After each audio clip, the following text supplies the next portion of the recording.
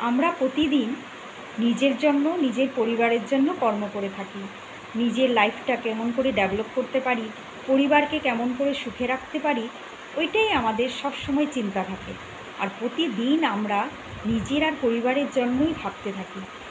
কিন্তু আমরা একবারও ভাবি না যে প্রতিদিন যদি আমরা একটা করেও নিঃস্বার্থভাবে কাম করতে পারি, তবে আমাদের কত মঙ্গল হবে, আমাদের ভগবানও আমাদেরকে আশীর্বাদ করবেন।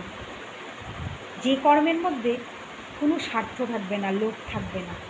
এই জন্য আমরা প্রতিদিন একটা কাম এমন করা উচিত, অসহায় মানুষকে সহায় করা আর জীবজন্তুকে প্রেম করা।